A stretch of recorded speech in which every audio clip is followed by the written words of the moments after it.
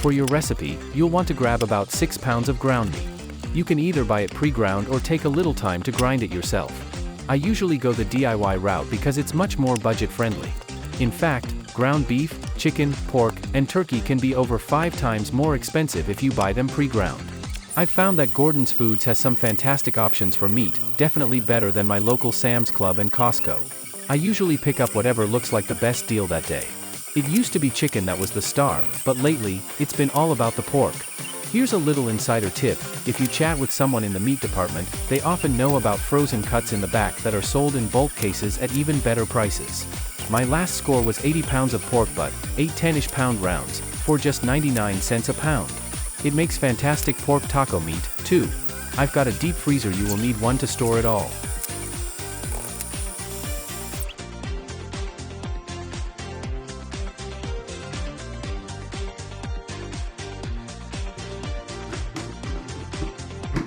Cooking the meat.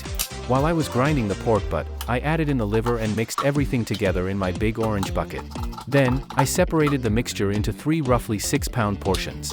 I kept 6 pounds for this batch of dog food and bagged the rest in 2 1-gallon Ziploc bags for the deep freeze, all set for next time. This approach really simplifies meal prep.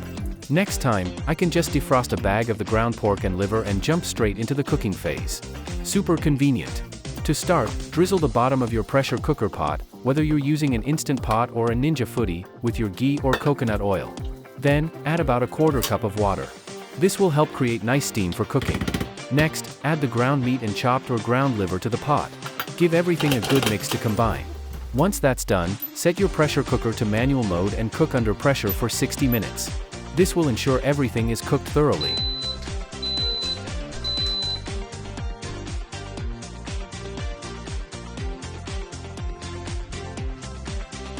Cubing your vegetables. While the meat is cooking, cube your carrots and sweet potatoes.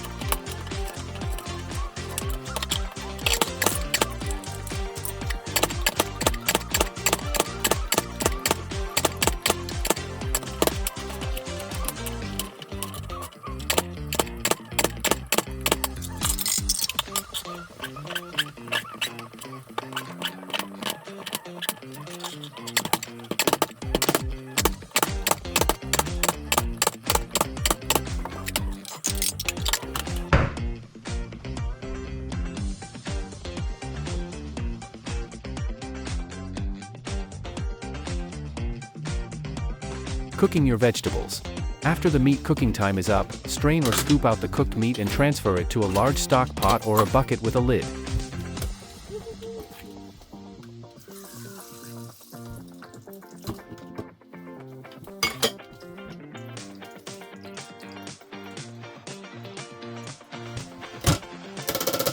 Set it aside for now, and we'll move on to the next step soon. Return the liquid to the cooker pot.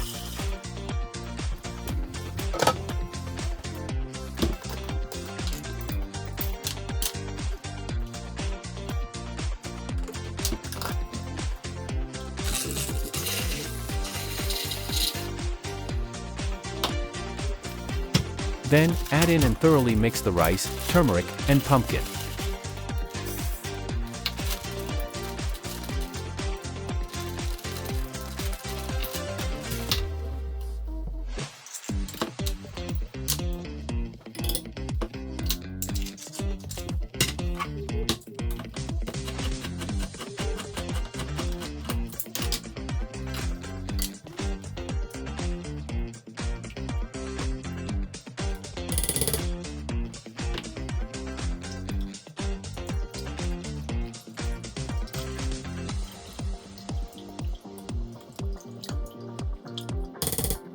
Next, add the carrots, sweet potatoes, green beans, peas, and spinach.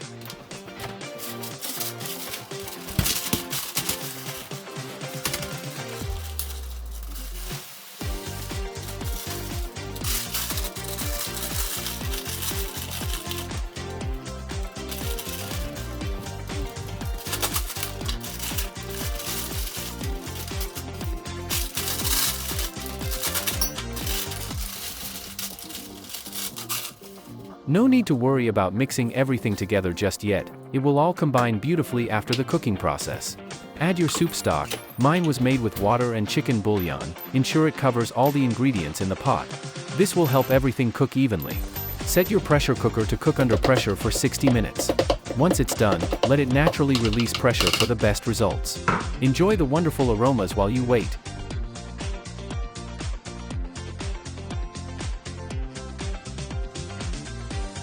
Storing your food.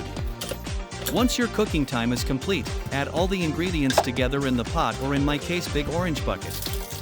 Give everything a good stir to ensure it's well incorporated. Transfer the mixture into your containers for storage. Then, refrigerate or freeze as needed. Fuzz can enjoy this delicious meal by serving it twice a day, and so can you if you're in a pinch. It is all food you could eat yourself. Okay, for some tips. I highly recommend using meat or vegetable stock instead of water for extra flavor and nutrition. Making soup stock with bouillon is also more economical than buying it in liquid form. Just follow the directions on the label for the best results. For this recipe, you'll need at least a 6-quart instant pot or cooking pot to accommodate the vegetable portion when cooking, and something bigger for combining the meat and veggies. I believe many kitchens might not have a pot large enough to combine both the meat and veggies. I recommend using a 2 to 5 gallon plastic bucket to mix everything together, as it makes handling and portioning much easier.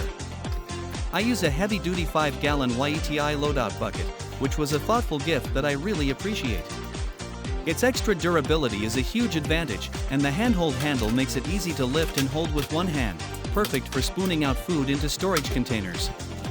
This definitely simplifies the process. Keeping things simple is especially important if you're taking on the responsibility of feeding your furry friend nutritious homemade dog food for the long haul.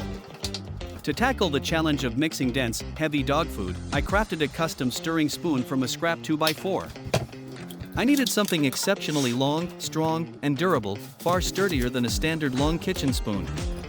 The result was a robust wooden paddle spoon capable of reaching deep into my 5-gallon YETI loadout bucket and handling the thick consistency without bending or breaking. Its extended length provides excellent leverage, while the solid construction ensures reliable performance during repeated use. This homemade solution has become an indispensable part of my dog food making routine.